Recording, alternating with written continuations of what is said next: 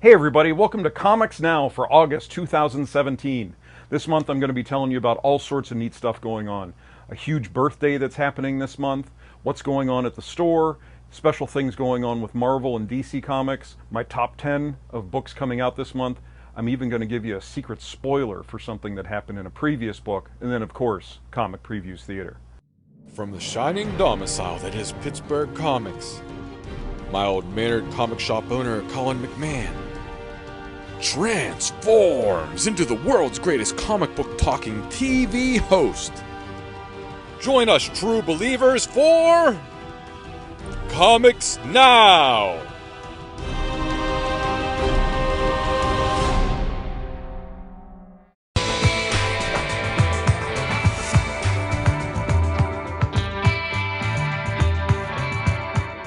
So August 28th is Jack Kirby's 100th birthday.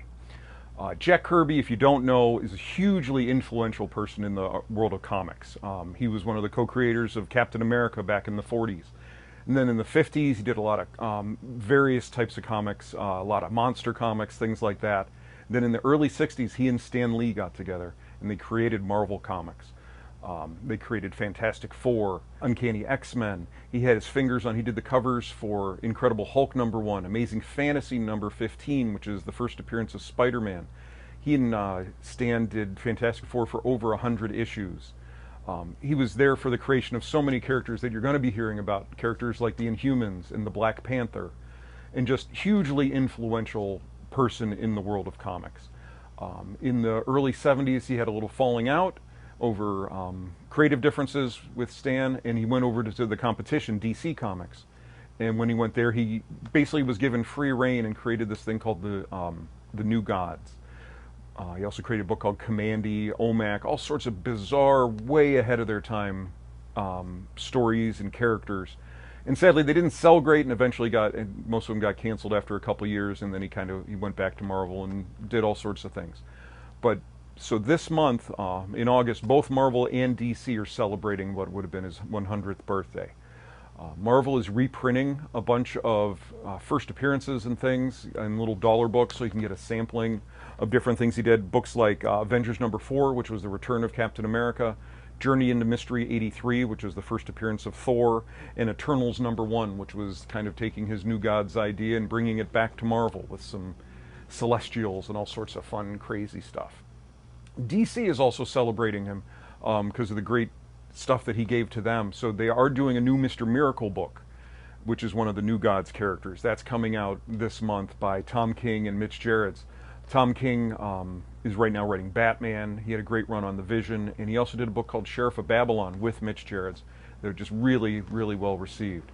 So that's exciting that they're doing that. They're also doing a bunch of one-shots that are new stuff, not reprints, of a lot of the characters that he created for DC, such as the New Gods, the Newsboy Legion, Sandman, and Manhunter. So it's just neat little one-shots just to celebrate the things that he did for them. So they're also coming out, there's a big Mr. Miracle graphic novel collecting his full run, and then there's going to be a huge, I think it's $150 New Gods Omnibus, which is collecting everything that he did with New Gods. So lots of really neat stuff with Jack Kirby going on this month. We're going to do something the last weekend to celebrate his birthday. I haven't quite figured it out yet, only because a lot of his stuff isn't in print, so I got to figure out exactly what we're doing for him, but we'll do something special. So that's what's going on, Jack Kirby related. Very excited.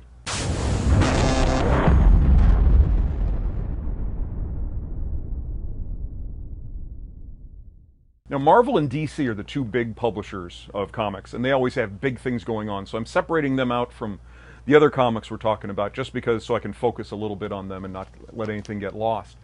The big things this month, DC has a huge thing coming. It's called Metal. It's Dark Knight's Metal. It's a Batman story.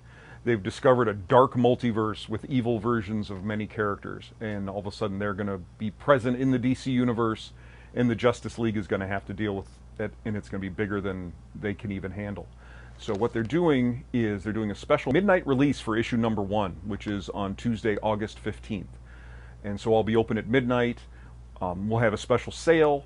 Also, there's a special midnight release variant that's only available at the midnight release and only for stores that are actually participating in the midnight release. So if they want the special fancy cover, it's regular price, come on down and get that. So that's exciting, that's going on. We also have the Mr. Miracle book that's going to be huge, the Tom King book. There's also a neat book that they're doing. It's a little one of their oddball things that they really like to do. It's a future story called Nightwing New Order. And basically in the future, superheroes have all been arrested and eliminated, and it's a society free of superheroes. And the character who's responsible for it is Nightwing. He's in charge of rounding up all the supers, and then something happens where all of a sudden his family is being targeted. And he has to get the people he's been hunting to help him. So, interesting twist. It's done by Kyle Higgins, who had a long run on Nightwing. So that should be a really interesting book. Not in continuity type of thing, but it should be fun and different. Marvel, lots of stuff going on with them. They're leading into, in September, they're doing their big Legacy event. But to get us there, they're doing a bunch of books called Generations. And these are tie-in books where it's young versions of classic heroes meeting the current version of that character. To give you an idea, young Bruce Banner, just when he became Hulk, is suddenly in a situation where he's meeting Amadeus Cho, who right now is the totally awesome Hulk. So they're getting a story. Same with Thor. You're getting a young Thor who isn't even worthy enough to hold Mjolnir, meeting up with Jane Foster, who's Lady Thor right now. So they're doing a bunch of these. And in August, we're getting the Hulk and the Thor. We're also getting Phoenix meeting Jean Grey. We're getting Wolverine, a young Wolverine, meeting X-23. And we're also getting the two Hawkeyes meeting each other at different points in their lives. So that's interesting. We also have Secret Empire is continuing towards its end. I think we have issues 8 and 9 coming out in August. And then there's also a book called Inhumans, Once and Future Kings. There's a new TV show coming from Marvel this fall called Inhumans, and this is a little 5-issue miniseries giving their untold origin. So that should be interesting with the way everything's going on. Good creative team. I know Phil Noto is part of it, so that should be good because he's one of my favorites. So that's the big things going on with Marvel and DC in August.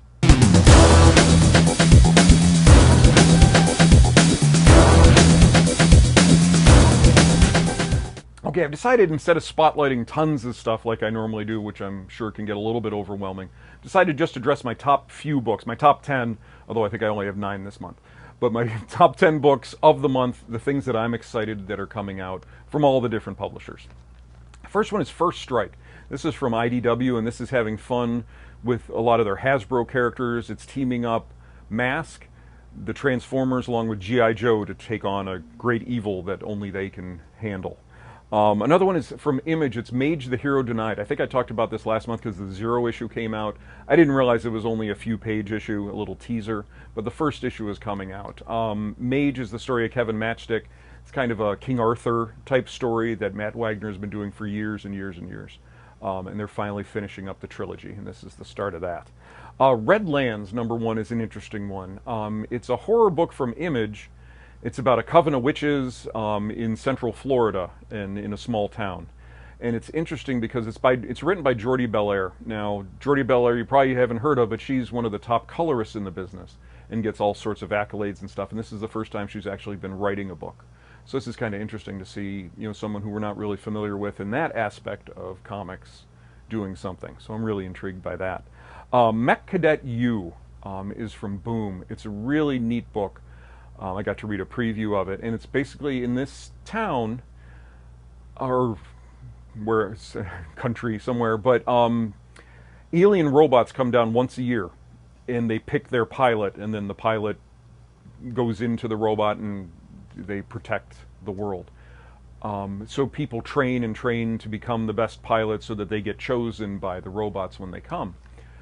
Well, it starts off, there's this child of a janitor, who's also a janitor, but he's a young child, and he loves the mechs. He loves the robots, and he has a little toy one.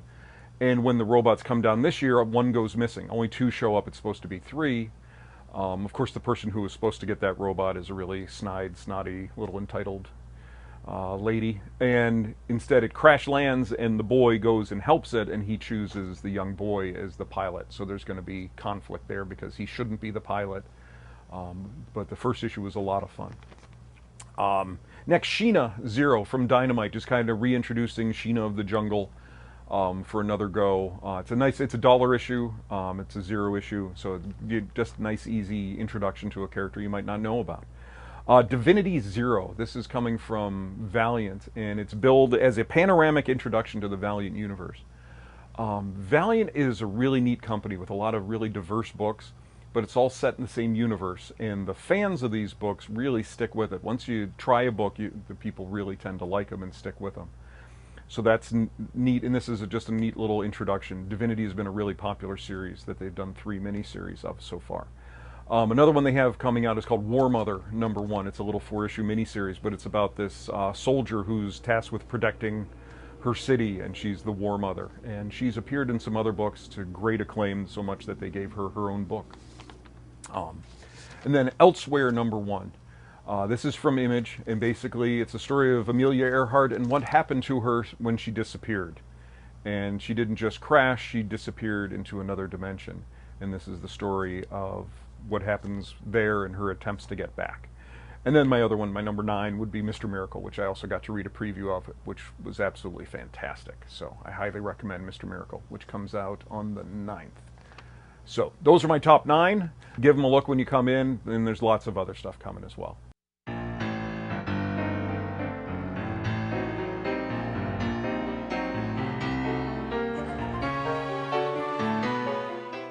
I've got a bad feeling about this. Just stay with me. They're going to see us. I just know it. If you think that way, they will. Do I have to remind you how we wound up? Oh no! Spotters! That way! Hurry! They're close. This way, before they circle back! What are we going to do about food? Really? You're hungry? You could have stuck around for mealtime, you know? It's not. Help! Is someone there? What are you doing? You want to rescue a maiden? Now? Whoever that is, if she keeps yelling, it's going to draw their attention. This heroic streak of yours really isn't one of your better qualities. Please! Anyone! What the? What is that thing? Oh, thank God. I wasn't sure if anyone was out there. Are you sure this is a good idea? Be still. I'll get you down. I've almost got it. Oh, my. What are you? Stay away! Indecisive creature, isn't she? Ugh! Stay back! You... Heroes? Really? Plural? Who? What are you? Where am I? I am Court. This is Tavel. And you're on Corvath. Who are you? I'm Amelia. Amelia Earhart. Pleased to meet you. We must be going. Hold on. You're obviously not from around here. How did you get here? I'm from Kansas originally. I'm not sure how I got here. We had engine trouble. What's engine trouble? And who's we? Fred Noonan, my navigator. We bailed at the same time. For Pete's sake, he must be around here somewhere. Fred! Fred! Quiet!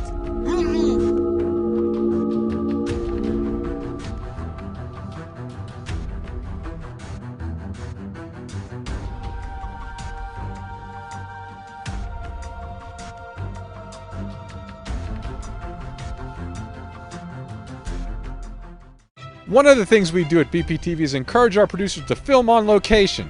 Not only does shooting on location give our producers the opportunity to take advantage of their subject matter, filming in different locations gives each program its own distinct flavor. This also helps anyone who's flipping through the channels avoid confusion when they turn on BPTV.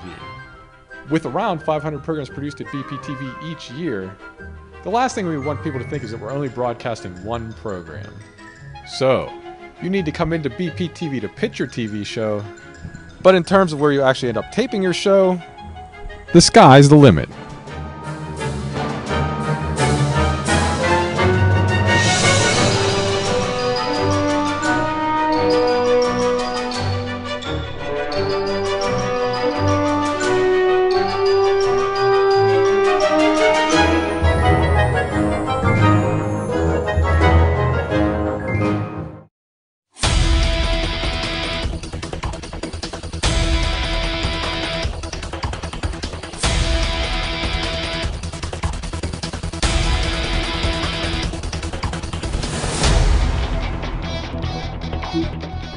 Comic shop news. What's going on here at the store? Well, lots of stuff. We're having book club on Friday, August 25th. We're doing Black Hammer. This is by Jeff Lemire and Dean Ormston. I picked it. It's funny, somebody mentioned it's my third Jeff Lemire book that we've done at book club. That's not intentional. I picked it because it just won the Eisner Award for Best New Series. So it seemed like an appropriate choice. Now, also it helped because that's from Dark Horse, and we hadn't done a Dark Horse book yet. So, to also celebrate that, this month is Dark Horse month here at Pittsburgh Comics. So it's double points on any Dark Horse graphic novels. So we're kind of tying everything in together. But please come to book club. The turnout has been fantastic. We're doing like 12 to 15 people, far more than I ever expected.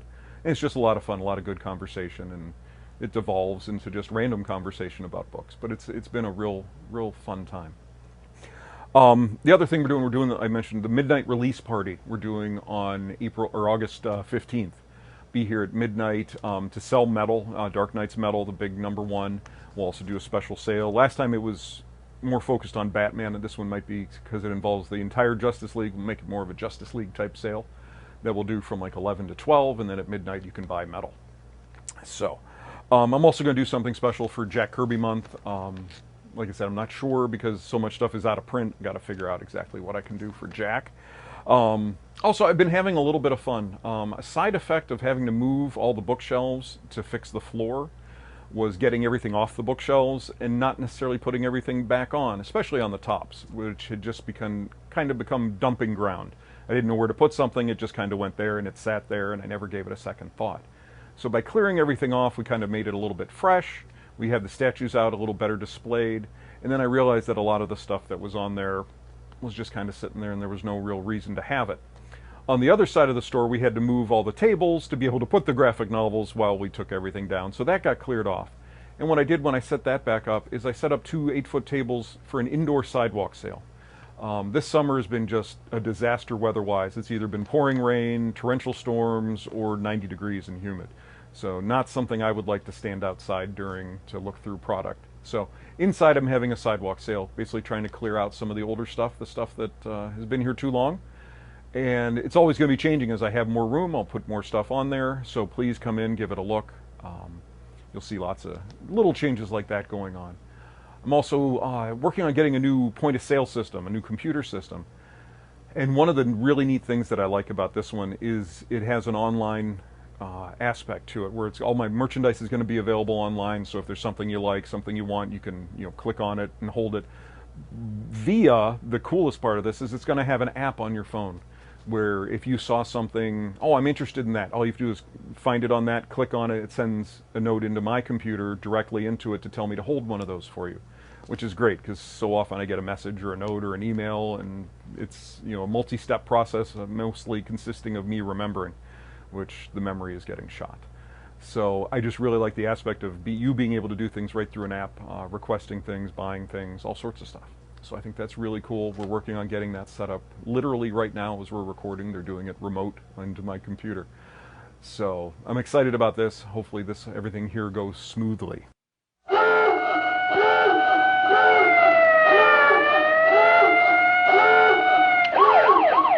Now for a new segment that we haven't done before, but it's been recommended and I was told I need to do it, so I'm doing it. And hopefully it's fun, hopefully it doesn't ruin things for you, and hopefully makes you excited about something. We're doing a spot called Spoiler Alert, where I'm going to give away something really big that happened in a book that came out, so that maybe it intrigues you to start picking it up and seeing what's going on. So what I decided to do this month is Astonishing X-Men #1. We did the preview of it last month, and after reading it, I'm like, this is the perfect one for this.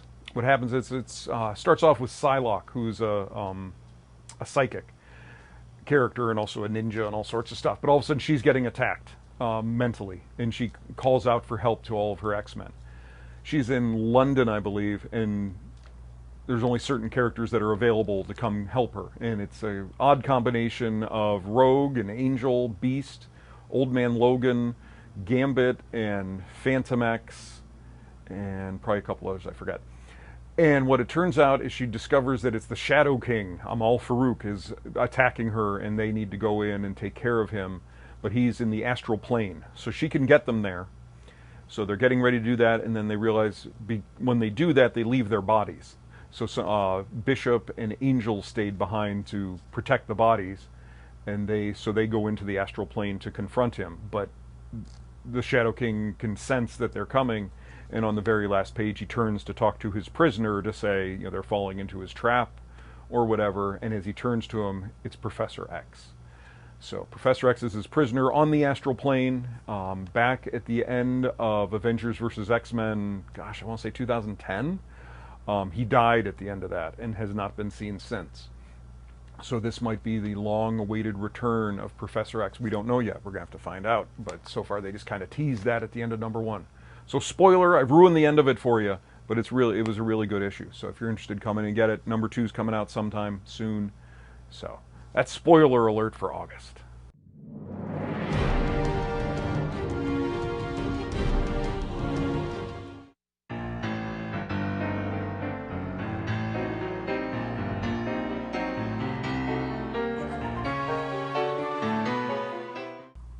Two moments are common to the life of every psychic. First, the realization, usually in childhood, that the voices echoing, raging, shouting through their heads are other people's thoughts. And the second, when they understand that no one else can hear them. A child blind from birth experiences something similar when they realize that every other living being in the world possesses a sense that they do not. Sight. A tragedy, underobserved and profound. A great reassessment of their relationship to the world. But for a psychic, this moment is different. In that instant, they realize one simple thing. Everyone else is blind. To psychics, the world is opened for all the good it does them.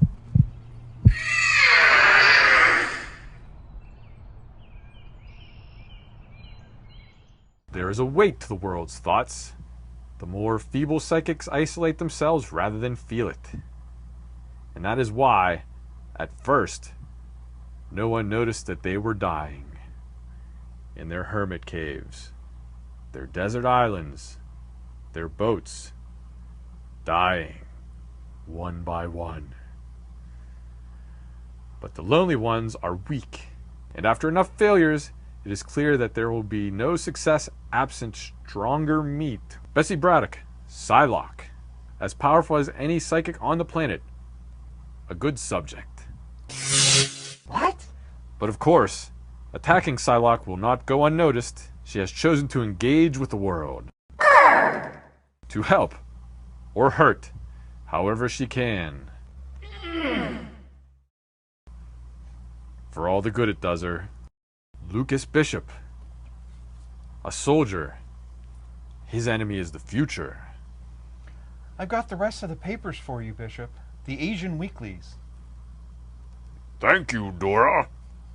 He is a time traveler. He has seen 1,000 doomed futures, 1,000 poisoned paths. Each begins with a spark, ignored until it erupts into a blaze and eats the world. He knows them all. Every spark. So, I'll see you tomorrow then? Yeah, tomorrow. He spends his days watching, reading, looking for sparks, to stamp them out before they grow. He is a soldier, a sentinel against the apocalypse. His war can never be won, and his war can never end. The future always comes. Warren Worthington III, the Angel. He, like Bishop, is shaped by apocalypse. He carries the end of the world inside him, a terrible power always seeking to fulfill its destiny of fire and blood. As long as Angel remains at peace, that power is his to control and use. But who among us is always at peace? Little luck, eh? Gambit. Just one good roll. All I ask, me. A charming thief. He was born for this.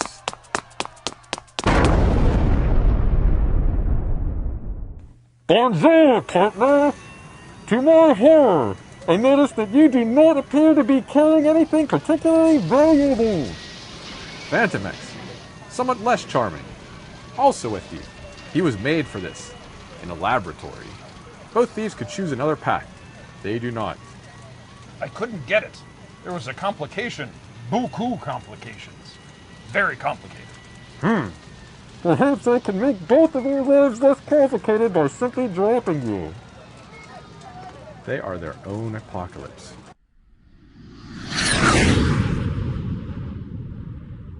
How long until we get back stateside, Rogue?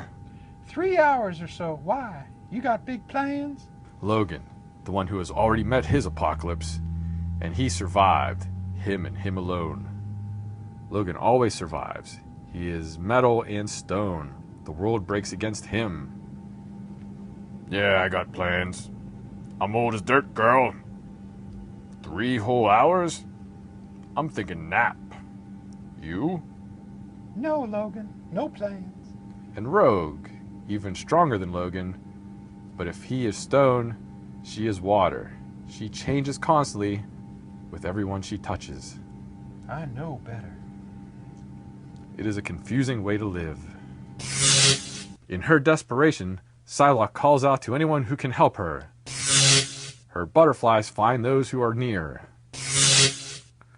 Perhaps not the best X-Men to face the horrors to come, but the ones who are called.